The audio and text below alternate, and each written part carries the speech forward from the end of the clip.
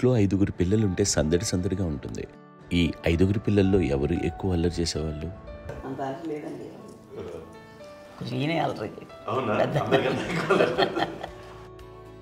అమ్మ ఇక్కడ ఒకటి అల్లరికి, హుషారుకి, చలాకితనానికి, చిలిపితనానికి ఆ తేడా తెలుసుకుని చెప్పమ్మా. అల్లరంటే ఇప్పుడు నా ఇమేజ్ ఏమైపోద్ది, అల్లరంటే అల్లరుడు అని, నేనేమో చాలా రావుడు మంచి బాలుడు అనేలాగా నా ఇమేజ్ ఇది. నేను అలాగే చెప్తుండేవాడిని. నా ఉద్దేశం అదే. నేనేమో అల్లరి నన్ను అంటే చలాకితనం అమ్మ అల్లరు అనుకునేది. లేదండి, ఎక్కువ హుషారు కానీ చాలా బాగుండేవాడు అబ్బాయి. ఇంట్లో పనులన్నీ మీకు సాయంగా ఉంటాయి? అవునండి, వాడే చేసేవాడు. అది ఇంట్లో ఎవరు ముట్టుకునేవాడు కాదు. మా నాగబాబు అస్సలు ముట్టుకునేవాడు కాదు. అన్నిటికీ నాకు ఆయన సహాయమే పాపం. నాన్న ఆయన ఉద్యోగం వెళ్ళిపోయారు. నేను పాక్కుంటూ అలాగా వెళుతూ వెళ్ళిపోయాను. నాకు తెలియదు. తర్వాత అమ్మ చెప్తుంటే లేదుగా మాత్రం కొన్ని కమ్మర కోలు ఉంది నాలుగు ఒక అది పెట్టి అది వెళ్ళి కూర్చోతా ఏడుస్తున్నాను రోడ్డు మీద. వెళ్ళేసరికి వాళ్ళు 3 years సో నన్ను వాళ్ళు తీసుకెళ్ళి వాడు కమ్మరకులో కూర్చోబెట్టాడు. ఇక్కడికి ఏడుస్తాను, ఎవరి పిల్లడో తెలియదు వాళ్ళకి. సో అది ఒక గంట పోయిన తర్వాత అమ్మ ఎత్తుకుంటూ వాడు కూర్చొని వాడు చిన్నబిడ్డ అనిపిస్తారు మొత్తం తెచ్చి అది వాడు చూసి ఈ అబ్బాయి అన్నారు. కాదు అనేసింది. అదేంటి అలా అంటారు, సరిగ్గా చూడమ్మా. ఈ అబ్బాయి మా అబ్బాయి అని. ఏంటమ్మా అంటే ఆ కమర్గోలులో కింద కూర్చోబెట్టాడు కదా, బస్ అంతా పూజేసుకున్నాగా అయిపోయింది. అంటే రంగని కాదు కానీ ఆ కమర్గోలులో కూర్చోబెట్టడానికి ఆ మసిగిస్తూ ఇంకా నల్లగా అయిపోయింది. అంత నలుపుడేసాడు నా బిడ్డ కాదని అమ్మ వెళ్ళిపోబోతుంది. మళ్ళీ డౌట్ వచ్చి ఆగింది. అది రావు నేను నా బిడ్డ వేసాను. అప్పుడే చేసాడు తాడీస్ కట్టిందో డౌట్ నాకు.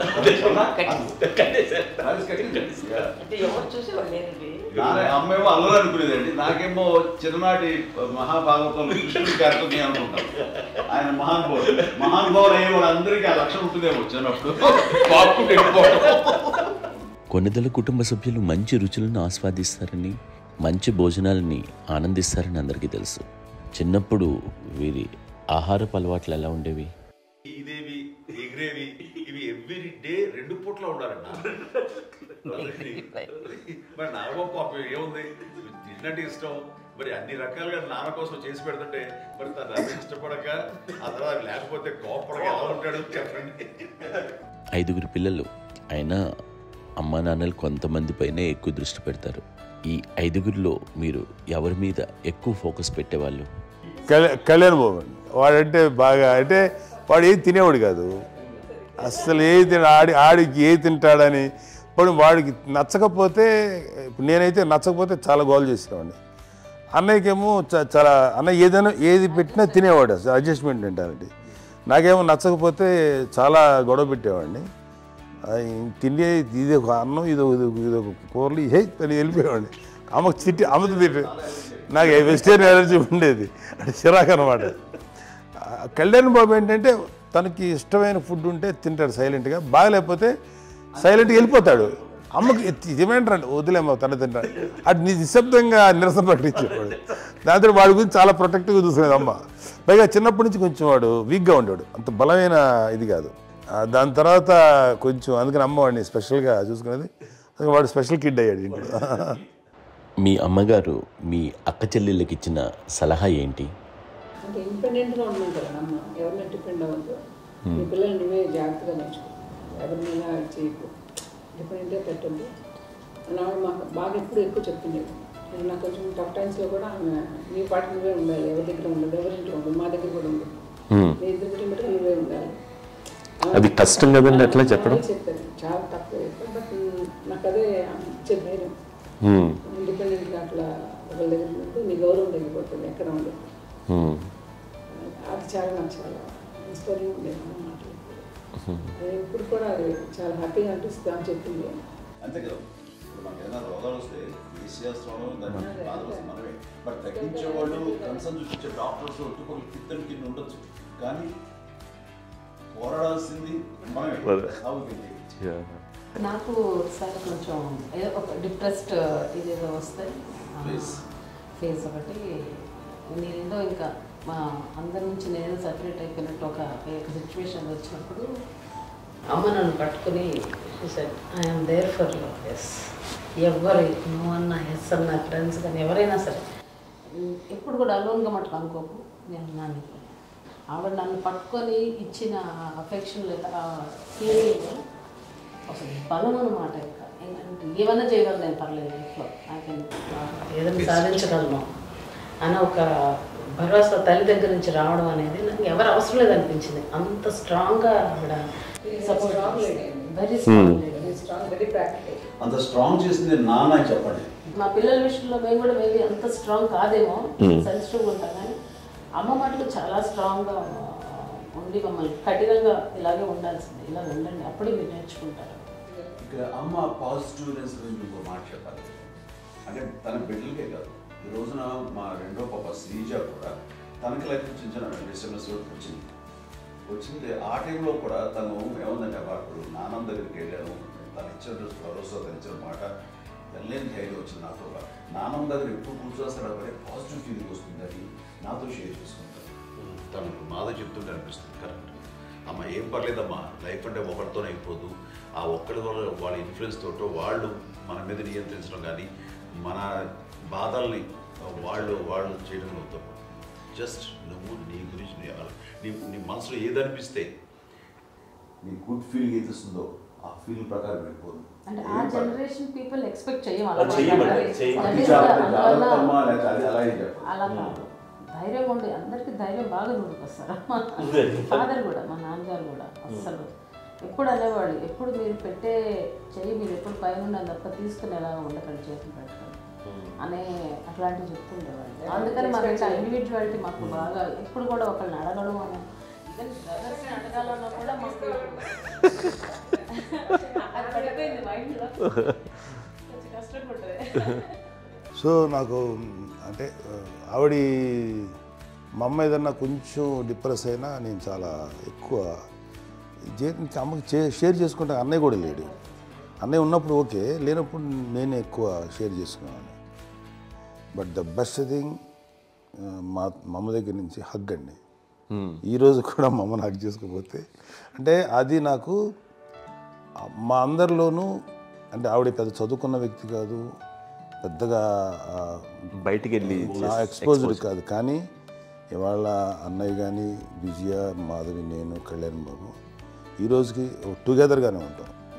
మేబీ మాకు కొన్ని విషయాల్లో నాకు మా మాధవ్కి డిఫరెన్స్ ఆఫ్ ఒపీనియన్స్ ఉండొచ్చు, మా చెల్లికి మా అన్నయ్యకి అట్లా ఉండొచ్చు, ఉంటుందండి ఫ్యామిలీ అన్న తర్వాత. కానీ ద ఇన్విజిబుల్ బాండేజ్ మా అమ్మ ఇచ్చింది, ఆ లవ్ అండ్ ఎఫెక్షన్, హగ్, అవన్నీ ఆవిడ నాన్ వెర్బల్ అడ్వైజ్ ఏంటంటే అందరూ అలా కలిసి ఉండాలనేది ఆవిడ నుంచి మేము నేర్చుకున్నామండి. అది ఇట్స్ ఇస్ నాట్ వర్డ్లీ, అది నోటి మాట కాదు, అది వెర్బల్గా కాదు, నాన్ వెర్బల్గా చెప్పినటువంటి ఇది.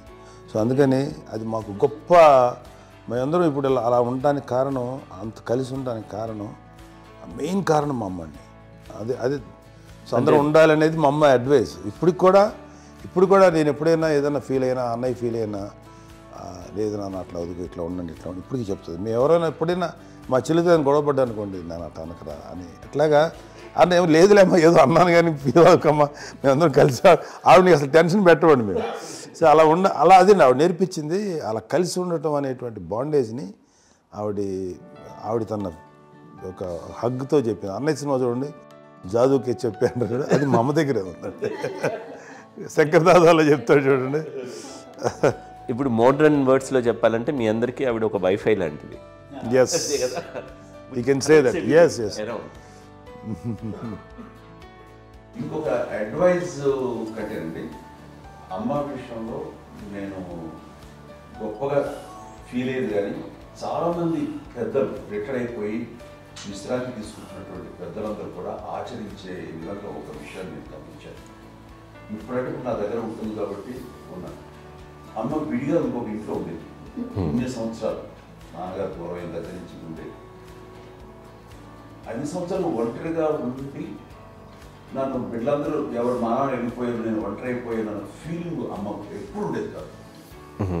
తర్వాత బిడ్డలు వాళ్ళ టైం బట్టి వచ్చి చూసుకుంటూ సరిపోతుంది. అది వారమా, నెలక, 2 నెలక, అసలు ఒకసారి రాలేని పరిస్థితిలో ఉంటుంది. 5-6 నెలల పాటు ఇదే ఊళ్ళో ఉండి పక్క విధుల్లో ఉండి ఎవరి పనులు వాళ్ళు బిజీగా ఉండి, ఎవరి షూటింగ్ వాళ్ళు బిజీగా ఉండి, ఎవరి ప్రొఫెషన్లో వాళ్ళు బిజీగా ఉండి, ఎవరి ప్రొఫెషన్లో వాళ్ళు బిజీగా ఉండి, తన సంసారం తను బిజీగా ఉంటాను. ఒకసారి అమ్మ ఏమీ ఫీల్ అయ్యేది, ఏంటమ్మా రావట్లేదు, అసలు పట్టించుకోవట్లేదు ఏంటి అంటే అంతేలేమ్మా అని ఇలాంటి నిరసన మాటలు కానీ, ఈసరింపు మాటలు కానీ, లేకపోతే న్యూనతాభావం కానీ ఇలాంటివి ఎప్పుడు అమ్మకు లేవండి.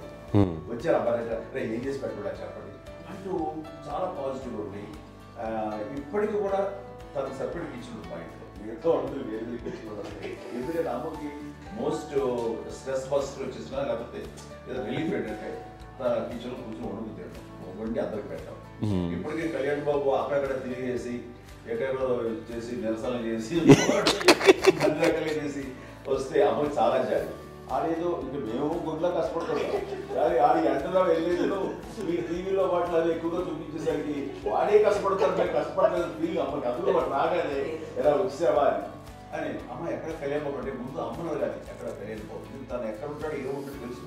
అది చూస్తారు ఎక్కడ తను వాడికి ఇష్టమైన బిర్యానీ అవి చేసి చక్కగా పంపించి అన్నీ చేస్తుంటాడు. అట్లాగా బిడ్డలకి పెట్టడమే తప్ప బిడ్డల నుంచి ఈ వయసులో ఎక్స్పెక్ట్ చేయడం లేకపోగా కొంచెం పట్టించుకోవట్లేదు అనే ఒక న్యూనత భావంలోకి వెళ్ళిపోయి సైకలాజికల్ డిప్రెస్ అయ్యే మదర్ మాత్రం కాదు. ఆ రకంగా మాకందరికీ భరోసా. మేము కూడా పెద్ద అయినా బిడ్డలు వాళ్ళ ప్రవృత్తి ఉద్యోగరీత్యా వాళ్ళు వృత్తిరీత్యా వాళ్ళు దూరం అయిపోయి మనల్ని చాలా కమ్యూనికేషన్ గ్యాప్ వచ్చినా సరే బిడ్డలు నాకు దూరం అయిపోయి పట్టించుకోవట్లేదు. ఇలాగే చూసావా వెళ్ళి ఎంత ఇదిగా వదిలేయవాళ్ళు గురించి ఇప్పుడు ఏమైపోయాను అని ఇంత కించెం బాధపడలేదు వాళ్ళకి అంటూ నెగిటివ్ సైడ్ ఆలోచించే విధానం లేనే లేదు. అది మా అందరికి ఎంత కంఫర్టబుల్ అంటే అంత అయితే కాదు. చూసుకోకపోతే మాధవ చూసుకుని మాధవ లేకపోతే నాగబాబు వెళ్తుంటాడు కడియడం వల్ల మా విజయ్ చూసుకుంటున్నది సరే నాకు కళ్యాణ్ బాబు తను చూసుకుంటుంటాడు. ఇలా ఎవరో కూడా వెళ్తూ ఉంటాం. అమ్మ మాత్రం అది వెరీ గుడ్ హెల్దీ. నేను చాలా మంది తల్లిదండ్రులు చూశాను, వాళ్ళు చాలా ఇబ్బంది పడుతూ ఉంటారు. పట్టించుకోవడం మేము అర్థం చేసుకోగలము కానీ వాళ్ళు వస్తే బాగుంటుంది కదా అనేది ఉంటుంది. ఫీల్ అవుతారు. అవును, అలాంటి ఫీలింగ్ ఏం లేదు. పైగా బిడ్డలు వస్తే వాళ్ళు ఏం చేసి పెట్టాలా అనే ఆలోచన ఉంటుంది. అది వెరీ హెల్దీ. చాలా మంది ఆచరించాల్సిన ఒక విషయం. చిన్నప్పుడు అన్ని ఆనందాలేనా, మర్చిపోలేని దుఃఖాలు కూడా ఏవైనా ఉన్నాయా? అమ్మ చెప్పాలంటే ఓపికకి, గృహిణిగా తన బాధ్యతలు నిర్వర్తించడానికి అండ్ అన్ని రకాలుగా టేకింగ్ కేర్. దీనికి ఒక మంచి ఉదాహరణ నేను చెప్పగలను.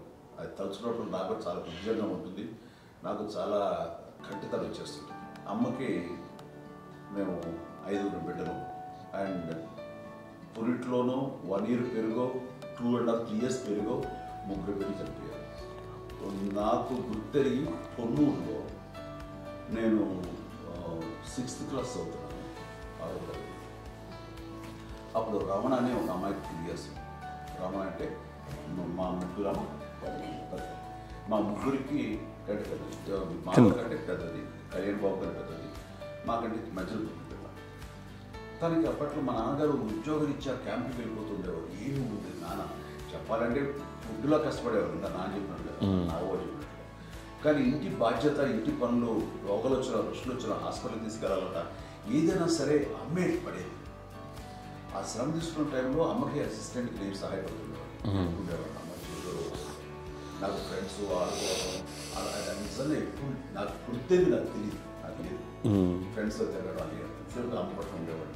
అలాంటి నేను ఆ పిల్లకి బ్రెయిన్ ఫ్యూర్ వచ్చింది. ప్రభుత్వ ఆసుపత్రి పొన్నూరులో ఆ పిల్లని చేర్పించినప్పుడు 2-3 days అయిన తర్వాత ఒక బ్యాడ్ న్యూస్ వినాల్సి వచ్చింది. తెల్లారికి కాన్షియస్ పోయింది. ఏం చేయాలో తెలియదు. అమ్మ వయసు చిన్నదే. ఇద్దరు తీసుకుని ఆ బిడ్డని నేను ఒళ్ళో పెట్టుకుని శవాన్ని, డెడ్ బాడీని రిక్షాలో ఇంటికి వెళ్ళాలి. ఇప్పటికీ నాకు గుర్తు ఆ విజువల్స్. అని నాన్నకి తెలియదు ఏ విషయం, నాన్న ఎప్పుడు వస్తారో తెలియదు, ఎలా కమ్యూనికేట్ చేయాలో తెలియదు. అది తీసుకుని వెళ్ళిన తర్వాత ఇంట్లో పడుకోబెడుతుంటే ఏం చేయలేదు. చుట్టుపక్కల ముస్లిం సోదరులు ఉండేవాళ్ళు, ఫ్యామిలీస్. అక్కడ మసీదు, పొన్నూరు మసీదు పక్కన మా ఇంట్లో అనుకుని ఆ ఇంట్లో అందరూ వచ్చి చూసేవాళ్ళు, వాళ్ళే హెల్ప్ చేసేవాళ్ళు. ఏం చేయాలో తెలియదు. ఆ నెక్స్ట్ రిచువల్స్ ఎలా చేయాలో గర్భకాలం ఎలా చేయాలో తెలియదు. అందరూ చిన్నపిల్లలే. తను చిన్నది, మిగతాలందరూ పసివాళ్ళే. సో అలాంటి పరిస్థితుల్లో తమ్మి వచ్చినప్పుడు చుట్టుపక్కల వాళ్ళు మీరు వచ్చి చేయాల్సిన కార్యక్రమాలు చేశారు. ఆ సమయం నాకు ఎక్కడో ఎవరో కమ్యూనికేట్ చేసి డిపార్ట్మెంట్ ద్వారా నాన్న వచ్చేసరికి అన్నీ అయిపోయింది. ఇప్పటికీ అది నాకు ఎందుకంటే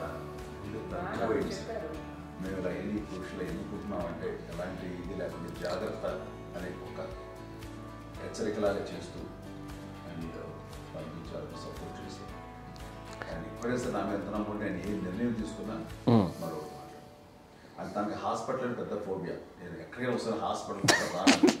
ఈ మధ్యకాలంలో సరే అమ్మ మోకాల ఆపరేషన్ జరిగింది. అమ్మను కొంత బాధపడుతున్నావు, అసలు ఈ రోజున వచ్చిన మెడికల్ అడ్వాన్స్మెంట్ నీకు అసలు ఏ బాధ తెలియకుండా మోకాల రీప్లేస్ చేస్తారు అని వీళ్ళందరూ చెప్పాలి భయపడతాను. ఎందుకంటే ఫస్ట్ ఎలా నాకు సపరేట్ అవుతాను ఎలా చెప్పాలి తెలియదు. ఒక్క వీళ్ళంతా కలిపి నీ మాట వింటుంది, మాట మీద నువ్వు చెప్తే వింటుంది. సరే నేను చెప్పాను అంతే. ఏదో నాలుగు ముందు ఎలా ఉన్నారా సరే ఇష్టం రా వేర్లే మా ఊరికి పర్లేదు అన్న. మళ్ళీ ఇంటికి వచ్చాక మళ్ళీ ఇంకొక తెప్పించి మిషన్ తెప్పించి మళ్ళీ టెస్ట్ చేయించి అందరూ బాగుంది ఏమి లేదు అన్న తర్వాత అప్పుడు పుస్తకంతో పడ్డాడు. ఏదో ఉంది మమ్మల్ని టెస్ట్ చేయించాలని చెప్పి శ్రద్ధ ఎక్కువ. మీ పిల్లలకి సంగీతం డాన్స్ నేర్పించారని విన్నాం, అది నిజమేనా? తనకేమో డాన్స్ నేర్పించడం కాదు, అది నేర్చుకోలేదు. నాకు వచ్చేసి ఇప్పుడు డాన్సింగ్ స్టార్ ఎదిగారంటే అది మా పెద్ద చెల్లి విజయ కారణం.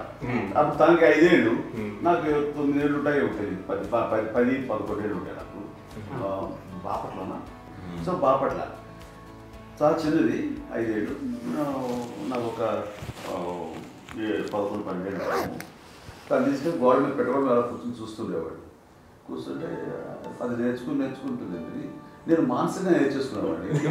ఇప్పటికీ ఆ స్టెప్స్ ఏమిటి వేస్తాను అంతగా ఇప్పుడు తను తరబడతాయి.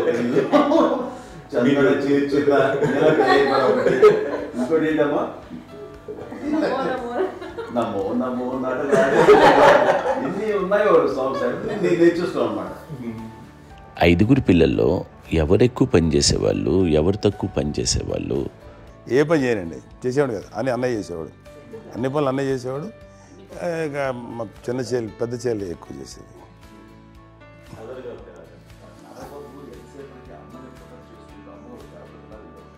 అదే అబద్ధం అండి. అది అన్నయ్య నన్ను గౌరవంగా మాట్లాడుతున్నాడు కానీ అన్నయ్య అవుట్ ఆఫ్ ప్రొటెక్షన్ మాట్లాడుతున్నాడు కానీ అవుట్ ఆఫ్ మాట్లాడుతున్నాడు కానీ అసలు ఎప్పుడు ఏ పని చేయలే. లేదు నిజే ప్రామిస్ అండి, ఏ పని చేసేవాడు కాదు. మా ఇద్దరికి మధ్యలో పాపం అన్నయ్య చాలా పని చేసేవాడు. ఎంత పని చేసేవాడు, నేను ఇచ్చిన తర్వాత మళ్ళీ నాకు ఏదైనా చిన్న పని చెప్తే అది కూడా నువ్వే చేయనివ్వండి. ఆ కోపం వచ్చేది, కోపం వచ్చి ఒకడు కొట్టేవాడు. కొడితే కోపం వచ్చేది తప్ప నేను వెళ్ళేవాడిని కాదు. అమ్మకి ఎప్పుడు ఏంటంటే ఒక ఇదే పని చేయడని, అంతే. నిజంగా ఏ పని చేసేవాడిని కాదు. అవునా? లేదు లేదు లేదు మహాప్రేమ.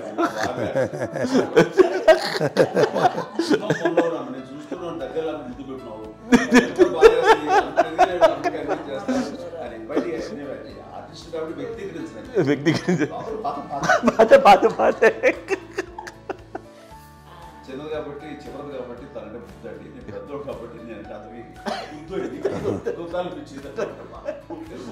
ఎక్కువ కష్టపడింది కానీ మా నాన్నగారి చేతిలో ఎక్కువ అంటే నాన్న బాగా కోపం ఎక్కువ అనుమానించింది కానీ అన్నయ్య పాపం బాగా దొరికేసేవాడు పాపం. ఒకసారి అంటే మరి మాకే అనిపి ఏంటి ఇంత దారుణంగా ఉంది నాన్న మీద కోపం వచ్చేది. నాకు నాన్న మీద కోపం వచ్చేది, నాన్న చూసి బాధ అనిపించేది. అమ్మాయి ఏమనేది కాదు. సరే అయినా సరే ఎప్పుడు కూడా పోనీ అన్ని చేసినా మళ్ళీ తను హైపర్ యాక్టివ్ అన్నయ్య ఫుల్. ఇప్పటికీ ఉన్నాడు. ఇప్పుడు ఈ రోజు కూడా అదే అన్నయ్య సేమ్ హైపర్ యాక్టివ్. యూజువల్గా పెద్ద కొడుకు కొంచెం అంటే సూపర్గా ఒక నిదానంగా ఉంటాడు అంటారు. బట్ అన్నయ్య దానికి జస్ట్ ఆపోజిట్. యూజువల్గా ఆఖరి పిల్లలు హైపర్ యాక్టివ్ ఉంటారు, అన్నయ్య పుట్టడమే భయంకరమైన హైపర్ యాక్టివ్. ఒకప్పుడు అమ్మాయిల్ని ఎక్కువగా బయటికి పంపించేవాళ్ళు, అబ్బాయిల మీద కూడా అనేక ఆంక్షలు ఉంటూ ఉండేవి. మీ పిల్లల్ని అలా ఆంక్షల మధ్య పెంచారా, లేకపోతే పూర్తి స్వేచ్ఛనిచ్చారా? అంటే మాకు మా నాన్నగారు కానీ మా అమ్మగారు కానీ అండి మాకన్నా చాలా బ్రాడ్ మైండ్ ఉన్న వ్యక్తులండి. ఎందుకంటే పిల్లలు ఎక్కడన్నా బయటికి వెళ్తే ఇప్పుడు మేమైతే భయపడిపోతాం. మా విజయ్ కానీ మా చిన్న చెల్లి అన్నయ్య నేను అందరం కూడా ఇవాళ ఉన్న పరిస్థితిలో వాళ్ళు ఎప్పుడు భయపడేవాళ్ళు కాదండి. ఎక్కడికి వెళ్తాను నీళ్ళని ఇచ్చేవాళ్ళు, లేట్ అయినా అసలు ఏమనేవాళ్ళు కాదు. లేకపోతే ఏదైనా మోటార్ బైక్లు వేసుకున్నాం, లేకపోతే కారులో ఎట్లా పడితే ఎట్లయినా సరే ఏమనేవాళ్ళు కాదు. వాళ్ళు తెలియకుండానే మాకు ఒక ఫ్రీడమ్ ఇచ్చారండి. సో దట్ అదే ఆ ఫ్రీడంలో భాగమే అన్నయ్య కానీ ఇండస్ట్రీకి వెళ్ళాలంటే కూడా ఒక వ్యక్తి ఒక కొడుకు ఒక గొప్ప కెరీర్ని పర్సూ చేసుకుంటూ వెళ్తున్నప్పుడు నాన్నగాని అమ్మగాని ఓపెన్ మైండ్ తోటి అసలు నువ్వు వెళ్ళి నాన్న ఎంతకాలం వెళ్తావచ్చు, నువ్వు ప్రయత్నించని చెప్పి అలా వదిలేశారండి. అన్నయ్య కూడా ఏంటంటే మోస్ట్ రెస్పాన్సిబుల్గా వెళ్ళి చాలా మేజర్ అమౌంట్ అన్నయ్యకి కూడా పెద్ద అమ్మకు వందలు ఇచ్చేది కాదు. కరెక్ట్గా ఆ ఇన్స్టిట్యూట్లో చదువుకునేటప్పుడు ఎంత ఇవ్వాలో కరెక్ట్గా ఇచ్చేది. తనకి ఎక్స్ట్రా ఖర్చు పెట్టుకుంటే అంటే అట్లా ఉండేది పరిస్థితి. అంతే కదా, అంత జాగ్రత్తగా అన్నయ్య కూడా అంత రెస్పాన్సిబిలిటీగా రెసిప్రోకేట్ అయ్యి చేసి అందువల్ల మా అమ్మ నమ్మకం మా అమ్మగారి మా నాన్నగారి నమ్మకాన్ని అంటే ఎప్పుడు అది వాడు ఇంత నమ్మకానికి 10 times ఇచ్చాడు. ఏ వయసెస్ వైపు కానీ ఏ అలవాట్ల వైపు కానీ ఎందులో ఇండల్జ్ అవ్వకుండా నాకు నేనుగా నియంత్రించుకుంటూ సరైన మార్గంలో వెళ్ళేలాగా నాకు వెళ్ళడానికి లోపల ఆ స్ట్రాంగ్ థాట్ అడగానే వాళ్ళు రెసిస్ట్ చేస్తే ఇచ్చాను ఆపేశారు అని ఏదో చిన్న రిలక్టెంట్ ఫీలింగ్ ఉంటుంది. వాళ్ళ మీద చిన్న కోపం నిరసన ఉండేది. వాళ్ళు అలా లేకపోవడానికి వాళ్ళు వెంటనే అడిగిన వెంటనే జాగ్రత్త అనే నిర్ణయం ఉండేది. కానీ జాగ్రత్త అని హెచ్చరిక చేయడంతో నాకు మరింత బాధ్యత తిరిగి గుర్తు తిరిగి నేను నడుచుకుంటూ వెళ్ళాను. కాబట్టి అది నాకు ప్లస్ అయింది వాళ్ళ దగ్గర. అంటే మదర్ అంటే తల్లి అనే కాదు, మదర్ ఫిగర్ ఎవరిచ్చినా సరే అది నానైనా తల్లితో సమానం అనుకుంటాను. నాకు చెప్పినట్లుగా అట్లాగా అలిసిపోయి వచ్చిన నాకు కాళ్ళు నొక్కుతుంటే నాకు భయం వేసేసేది. ఆ తర్వాత పడుకో అది గదవాయించేవాడు. అది కూడా కోపం అంటే ఉదాహరణ అంటే మళ్ళీ అదే నాకు తిడతారు ఎందుకు కాదు పడుకుని ఎక్కడ నిద్ర వస్తుంది నాన్న అంటే. సో ఆ రకంగా నాన్న తన ప్రేమ చూపిస్తుంటాను. ఆ తర్వాత గోండా టైంలో కూడాను నేను ట్రైన్ కింద వెళ్తుంటే నాన్న అక్కడే ఉన్నారు రాజమండ్రి దగ్గర ప్రాంతంలో. ఆయన చాలా కోపం చేస్తుంది, ఇలాంటి చేస్తుంటావు నువ్వు ఏదైనా అయితే ఏంటి అది చెప్పి ఏం పర్లేదన్నా ఏమవుతుందో అన్ని రకాల సేఫ్టీ అన్ని రకాల జాగ్రత్త తీసుకున్నాం. ఈ రోజు ఉన్నంత సేఫ్టీ అప్పుడు లేదు. అయినా సరే రేపు పొద్దున నీ కొడుకులు ఇలాంటి పరిస్థితుల్లో నీకు తెలిసి వస్తారు అప్పుడు అనేవాడు. ఎన్నిసార్లు అనేవాడు నాకు నిజంగానే మగధీర టైంలో గుర్ర పెట్టుకుని ఆ రోడ్డు మీద పడిపోయాడు అని చెప్పినప్పుడు నాకు ఆ ఫస్ట్ టైం ఆ ఫీలింగ్ కలిగింది. అలాగే పీటర్ హెయిన్స్ అనేవాడు ఫస్ట్ మగధీరలో జంప్ చేస్తారు, మోటార్ బైక్ జంప్ చేసినప్పుడు ట్రైల్లో పీటర్ హెయిన్స్ అంత హైట్ నుంచి 20 feet 25 feet హైట్ నుంచి పడిపోయి మొత్తాన్ని బోన్స్ని ఎరగొట్టుకుని వాడు 7 నెలల పాటు వాడు ఇప్పుడు హాస్పిటలైజ్డ్. అది వీడైతే ఏమో తలుచుకుని భయం వేసేసేది. అప్పుడు నాన్న గుర్తుకు వచ్చేవాడు, ఓహో వాళ్ళ టెన్షన్ ఇంతే లేవు, మనకి మన కొడుకు వస్తే తెలియదు ఈ మాట నాన్న ఎప్పుడు అన్నారని అనిపిస్తుంది. Sweet memories. అత్త కోడళ్ళ మధ్య అనుబంధం ఎలా ఉంటుంది? సురేఖ్ గారితో మీకున్న అనుబంధం గురించి చెప్తారా? మాకండి కోడలు కాదండి, నా కూతురండి. అంత బాగుంటాం మేమిద్దరం కూడా.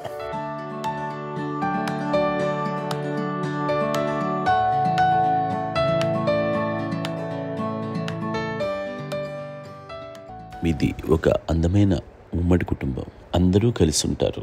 ఇంత ఆనందంగా ఉండడానికి కారణం ఏంటి? దీనికి పునాది ఎవరే వేశారు?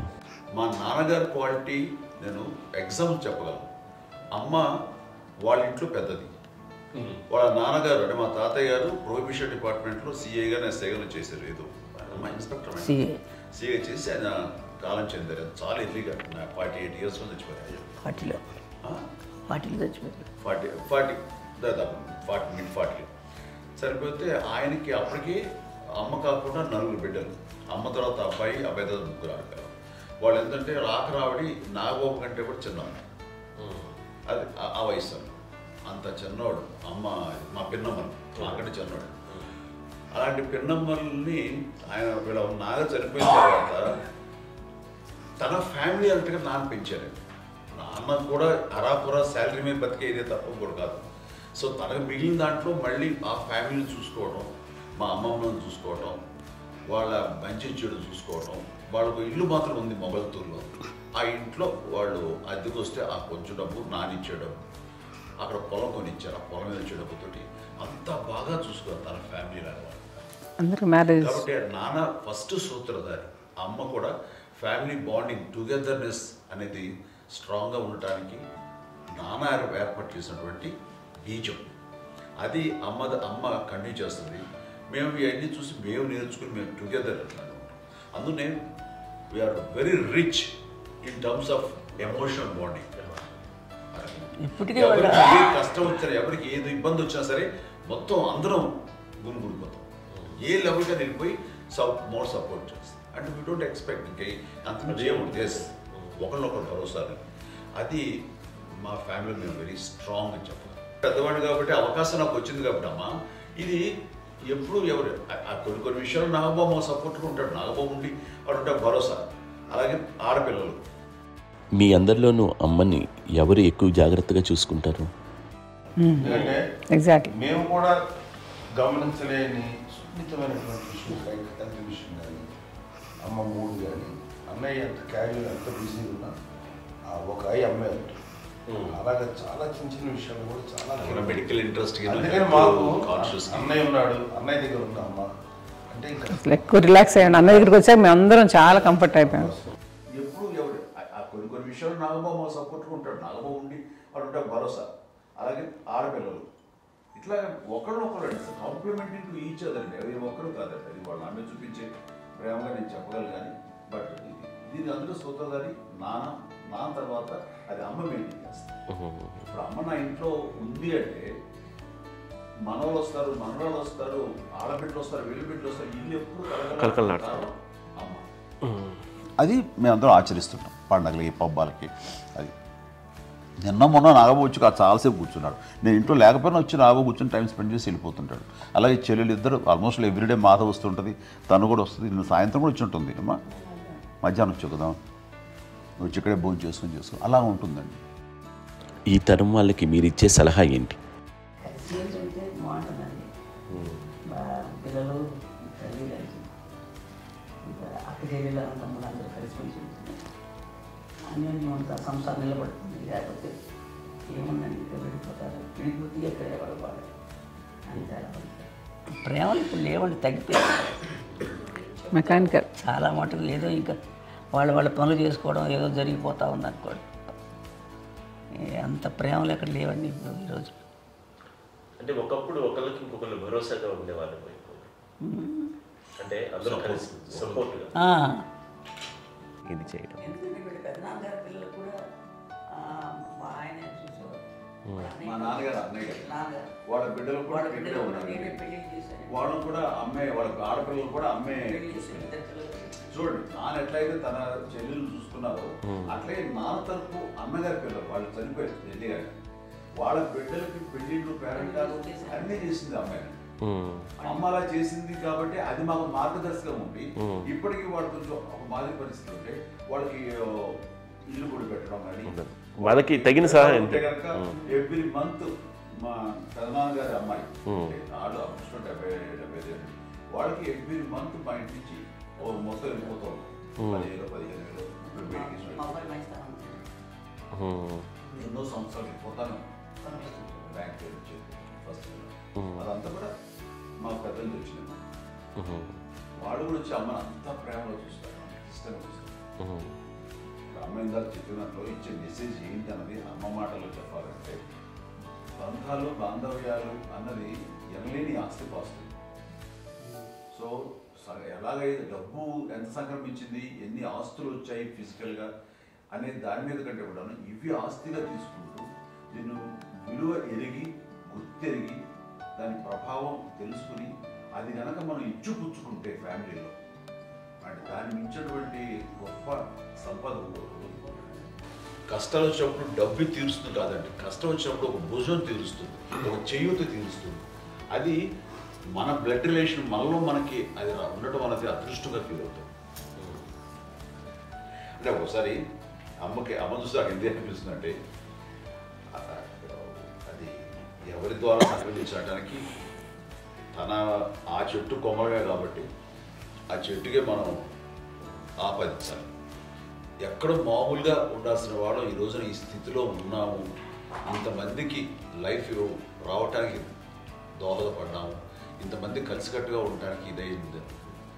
అమ్మని చూస్తుంటే నాకు ఎవరు చూస్తుందంటే అబ్బా ఇలాంటి జన్మం మనకు ఎవరికైనా ఉంటుందా, ఇంతమంది మనుషుల చేత కొలవబడేవాళ్ళు, ఆరాధింపబడేవాళ్ళు, అభిమానించబడేవాళ్ళు, ఇంతమంది నా నా వంశమా, నా సంపద అని అమ్మ ఫీల్ అంత గొప్ప ఫీలింగ్ ఎవరికి ఉంటుంది. మా చెల్లెలు కూడా వస్తే నేను అనుకోవట్లేదు, సూర్య కూడా ఉంటుందని నేను అనుకోవట్లేదు. అలాంటి గొప్పగా ఇది.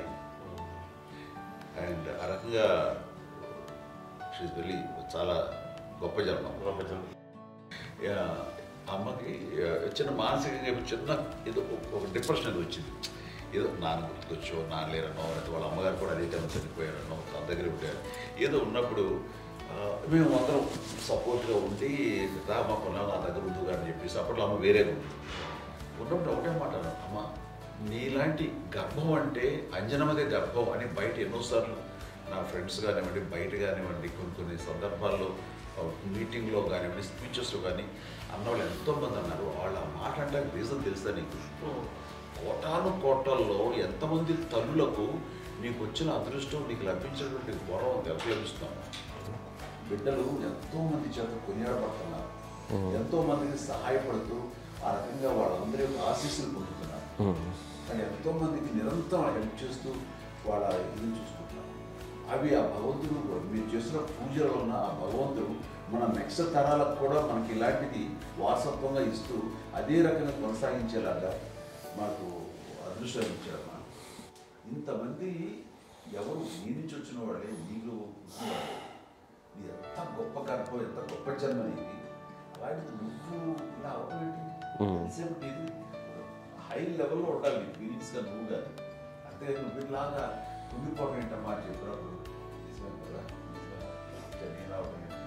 ఇది నీది కాదు, నాది కాదు, నువ్వు నమ్ముకున్న భగవంతుడు నీకు ఇచ్చింది అనుకుంటావు కదా. నువ్వు ఆ భగవంతుడి కృతజ్ఞత తీర్చుకోలేక ప్రతిరోజు ఆయన ధ్యానించు, ఆయన పూజలో ఉండు, నీకు ఆయనే ధైర్యం ఇస్తాడు. అంతేగాని నువ్వు నెగిటివ్ సైడ్ ఆలోచించకమ్మా. మా అందరికీ పాజిటివ్నెస్ ప్రివైల్ చేసిన దానివి, ఇచ్చిన దానివి, అందించిన దానివి. అలాంటి నువ్వు నెగిటివ్ వైపు వెళ్ళిపోకూడదు అంటే అంతే. మళ్ళీ అటుపక్క ఎప్పుడు గెలలేదు. ఆంజనేయ స్వామి భక్తి ఆయనలో ప్రవేశపెట్టి చెప్పాలంటే నేనే